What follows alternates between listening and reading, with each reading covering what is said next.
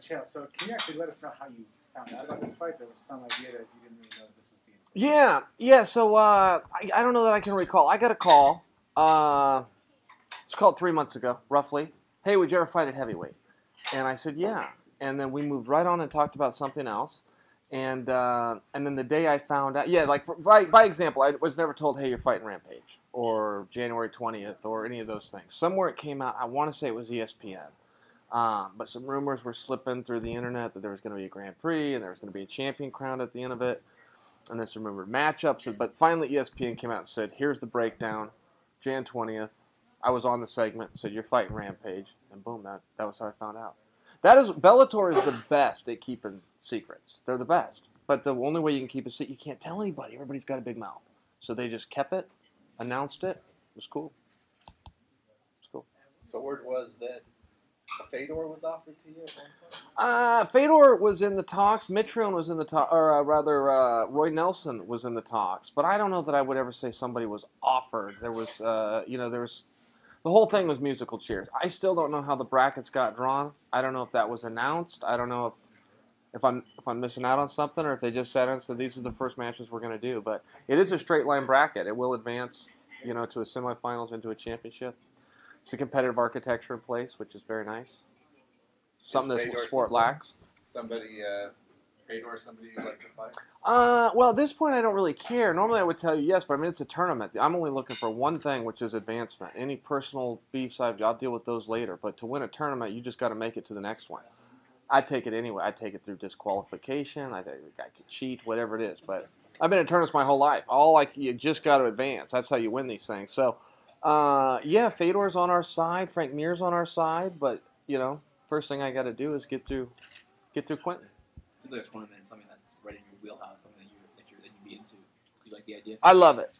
I mean, our sport only has a few knocks. It's come so far, but one of them is having an organized competitive architecture in place. People ask me all the time, how do you get into Bellator? How do you get in the UFC? And I could take a guess, but I don't know for sure. If you ask me how do I win a Super Bowl, I could tell you exactly what you need to do. And, so a lot of times boxing does this too, but it's the power of the pen. You've got your champion, and then who's going to be the number one contender? You got all sorts of politics involved. And that's just what it is. If you learn to play the game, great, you're going to have a good career. If you can have a competitive architecture, a straight line bracket, take all the dudes that say, I should be able to fight for the title, and Coker just goes, okay, all of you guys have called me and said you think you should be the guy. I'm going to put you all in here together, but whoever comes out of this thing, I'll put a strap around. Solves every problem there is. You can't complain at that point. True sport. Yeah. True sport, yeah. How important was the belt to you? Well, I've always wanted to be champion. That's been very important, but I've never once thought about being the heavyweight champion. I was never in the heavyweight weight class. Back when I was fantasizing about this sport as a young guy, I was trying to figure out how I was going to beat Hoist Gracie, how I was going to beat Dan Severn, how I was going to beat Tank Abbott. Right? It was just a different deal. There was one weight class. And what are you going to do with Marco Huas? But I mean, these are the guys that I grew up watching. But then they came in with the structure. You had a light heavyweight class, and then the middleweight class came in, and I never looked at heavyweight again. So it was a very exciting call for me. I imagine it was the opposite. Take Matt Mitrione, who is probably our number one contender. I would say clearly the number one contender. He gets a phone call. You win 3 fights, you're the world champion. He's probably going, you got to be kidding me. I thought I was 1 fight away. There you call me, who never even thought about it before, tell me I only got to win 3 fights to be world champion. Cool. That's a pretty good deal right there. So I guess it's just a matter of perspective. You've been quite complimentary of Mitrione. I think you referred to him as the best heavyweight out there right now. Yeah. Who got a hard draw right out of the gate? Roy Nelson's a hard draw for Mitrione. They fought before, right? We have that evidence. We know Roy can beat him because he did beat him. But I think Mitrione's the better fighter, but better fighter doesn't always win in those little gloves.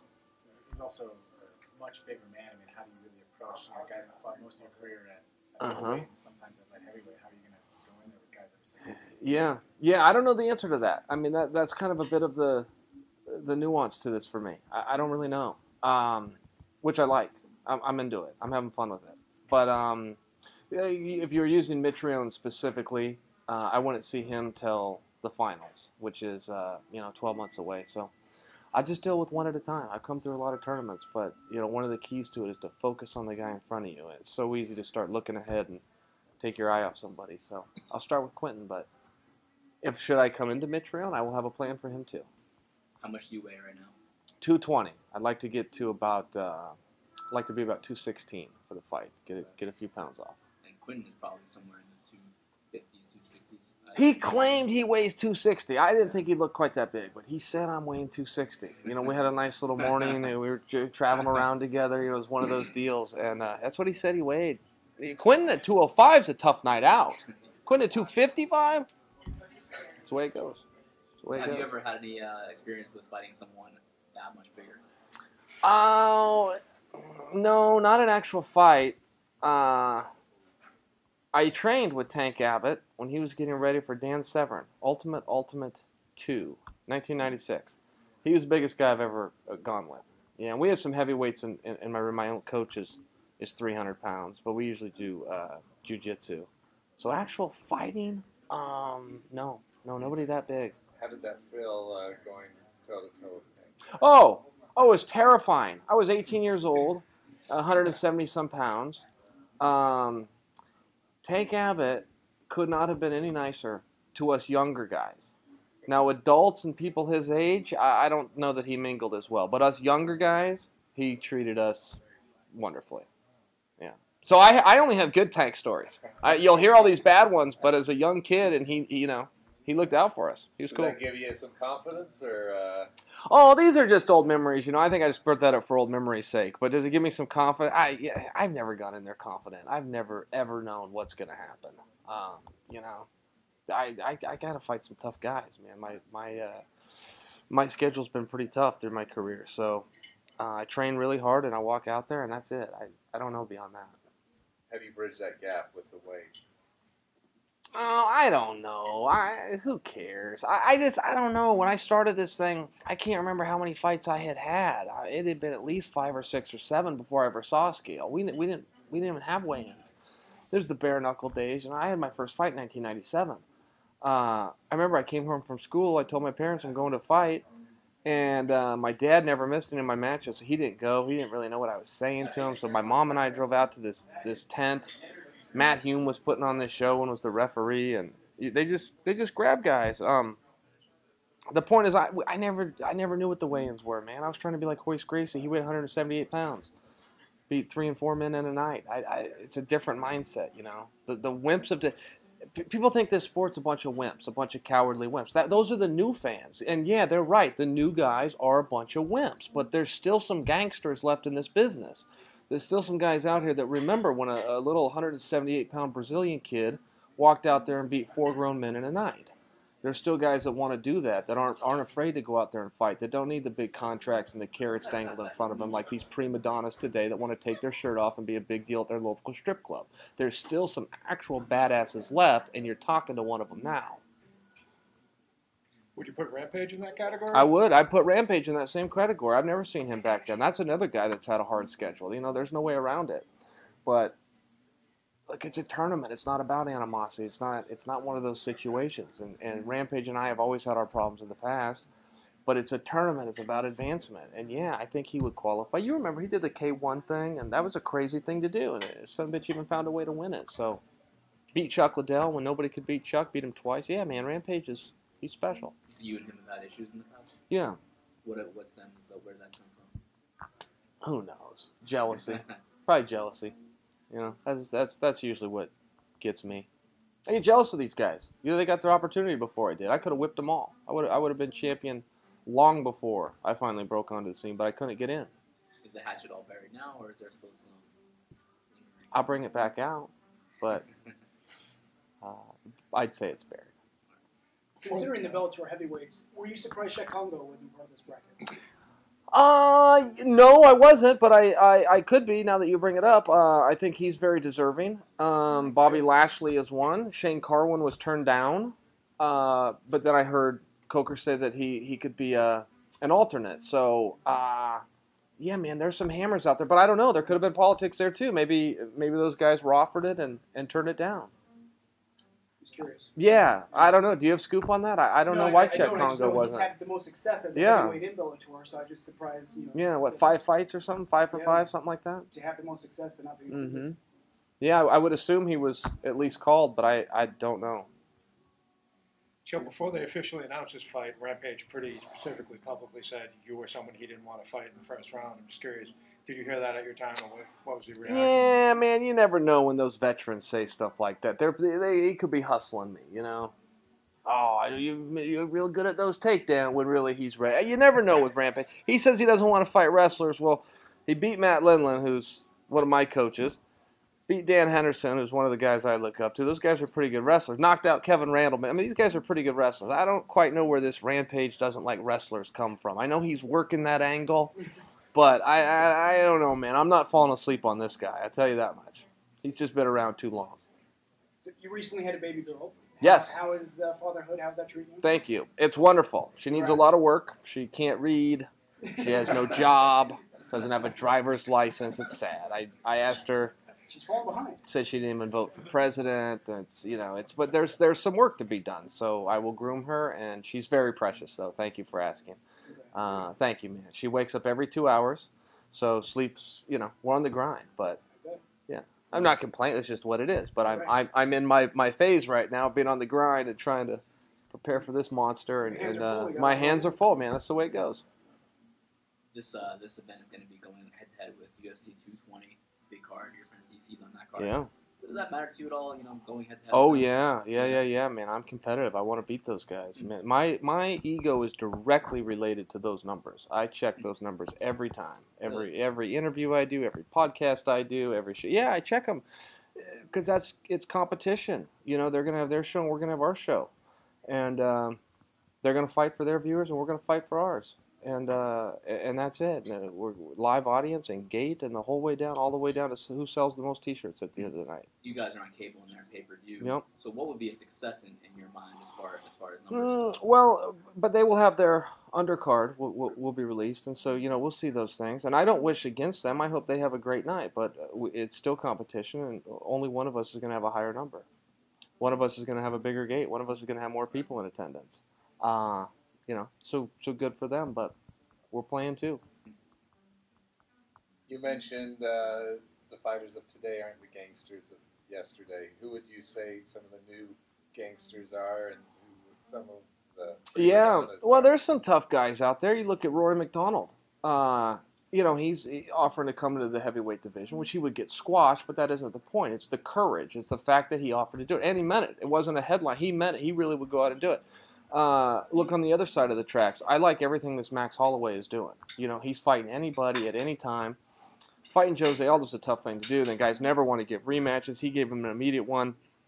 Didn't ask for any more money. Didn't ask for anything. That's the guy. We're under contract. He wants to fight. I want to fight. Let's fight. That's how the attitude used to be. Guys used to come and say, I want to do this. Thank you for giving me the opportunity. Now, the shoe's on the other foot somehow, and you got to do certain. It's weird, man. It's weird. I want to respect them, but if I was in the leadership position, I'm trying to negotiate with a dude that barely got out of 8th grade. Come on, man. It's not going to happen that way. This is what it is, or I'll just call somebody else. I would have just turned my back on it. It's very frustrating. And I don't want to fight guys like that. I don't want to fight somebody that has to be talked into it. I'm not a bully. I hate bullies. I used to have to deal with them, when I was young. I hate those guys. You either want to do it or you don't. That's it. Who do you think some of the fighters that are skirting time to fight? Well, you just see it all the time. I mean, you see it in the media. I could bring up my phone and we'll have seen something like this today. I mean, there's a poor gal who I have so much respect for. They call her the Iron Lady. She became the world champion. The 45-pounder in the UFC. Do you know what I'm talking about? She walked away. Very hard to punish her for that. She did the heavy lifting, but then she walked away. I just didn't understand it. I don't understand this. Cyborg's the number one contender. What are we doing here? So then Holly Holm would be the other side of the coin. That's someone that'll step up and do that heavy lifting. I've been really impressed with T.J. Dillashaw. We got a guy, 2 of them, but the Pitbull brothers. Those guys go out and fight. Chandler, I think, would qualify for sure.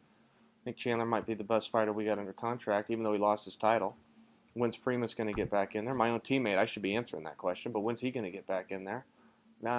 We got some real studs right now. And then we just had a card at the Mohegan Sun. All hell broke loose. 3 big upsets all in one night. Gagarg's still in there, but yeah, let's just see what happens, man. It's a good time to be a fight fan.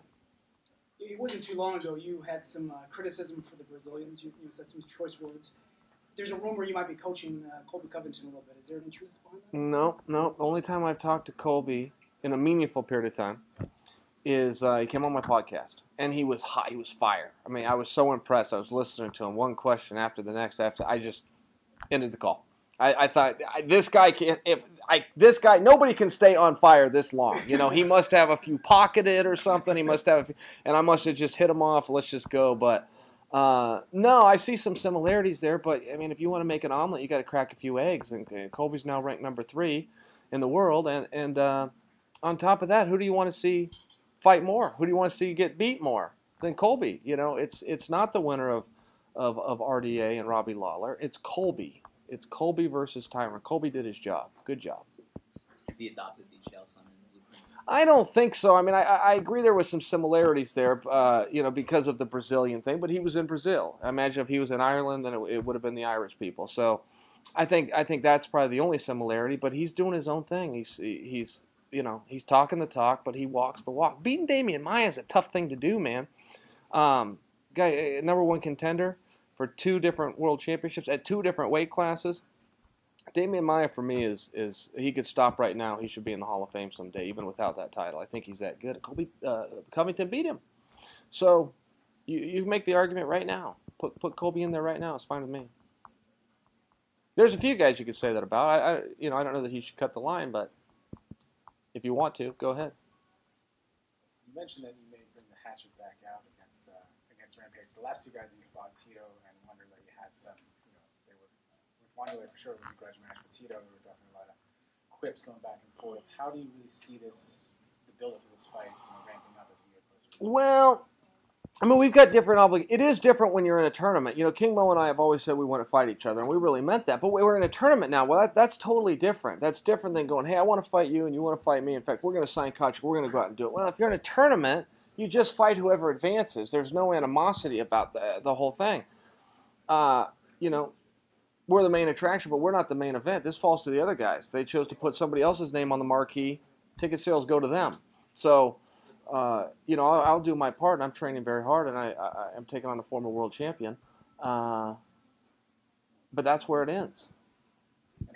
I'm not going to make a story up about him. It's just the way it goes. Have they explicitly said that it's a straight bracket, or there won't be any receiving? Straight bracket. Yeah. So this would be like the quarters. For my side, Frank Mir and Fedor are on that side. So the winner of Rampage and I will take on the winner of that fight. The other 4 guys are on the other half. You and Chuck Liddell. Nothing. Dead issue. I thought that Chuck was coming back. I had good reason to believe that. He lost his job. Said he wanted to come back. Then he went into the gym. This was my evidence. But I had these 3 pieces of evidence. He's right up the road. He goes to Unbreakable MMA. Jay Glazer's gym. Going in every day. And so I had this evidence. Well, if he's going to come back, then he's coming right into me. Let's just get this thing started. And he played along a little bit. You know, he looked like I foreshadowed it correctly. And sure enough, he's not coming back. It was just some talk, so I let it go. Yeah. Anticlimactic story, but I mean, there it is from start to finish. I don't think we will not see Chuck again. He's done. Are you disappointed in that? Yeah, that bummed me out, you know, and I think, regardless of the way I tell the story, I think that Chuck's probably a pretty good guy. You know, he's got to walk around with that haircut. Looks like he lost a bet. That can't be easy to do. You know, you're taking this baseball player second. I mean, it's not easy to beat Chuck. You're broke. You snorted all your money away. I mean, it's not an easy life. And so I don't think he needs me to kick him while he's down either. But if he wanted to come back and we could agree to a match, then maybe things would be different. But I think in this setting, I wish him well. Chael, what worries you most about this matchup with Rampage? Is it just his power, or is there something else? Thing, yeah. If you were to say what worries me most, I've never been knocked out in my career. I've never even been knocked down. And in my last fight, I got knocked down by Wanderlei, and it was a very scary feeling because I had no control. Boom, I was just down. Couldn't control it. Fortunately, was able to kind of come back. But yeah, his power worries me. Boom, that uppercut. Boom, that hook. You know, he's a mean guy. Even when he looks like he's not in shape, I've never seen the guy quit. If I could just find some video of him being a quitter somewhere, I'd feel better about it. But he doesn't quit. and he's going to punch hard.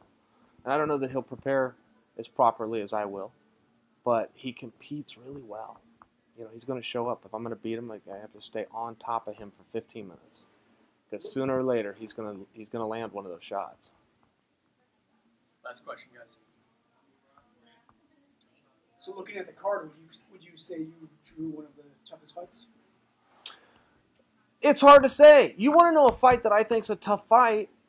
And see, I'm a fan first. You know, I like that I get to go out there and fight and do all that hate, but I want to sit back and watch these too. You know, I'm very curious in Frank Mir versus Fedor. I'm very curious in Mitrione versus Roy Nelson. I think that's a hard fight out of the gate, considering that Matt Mitrione should be the #1 contender in the division. But Bader's a world champion right now. We know Bader can win a world championship. He's got one. King Mo can beat him. We know he can beat him because he has beaten him. It's been their amateur days, but he's beaten him at least once. I think twice. If Mo beats him, they're both light heavyweights. If Mo beats him, Mo doesn't get to become the light heavyweight champion. So they're going to have to fight again somewhere down the road. One of them advances. I mean, that's a tough draw. That's a really tough draw. I know people thought that Rampage and I got it, but I think you can make a case for all of them. I'm very curious to see Mo and Bader fight. So, no, I would say Rampage and I aren't the toughest draw. I think that's probably the hardest one. That's the one I'm most curious. And that's where the dark horse is going to come in, because some of us lighter guys have been dismissed out of the gate. But I think, you know, one of those guys, that's a problem. I'd be keeping my eye on it. Rampage is up next. Thanks, Chuck. Cool. Thank you. I've had it with you all.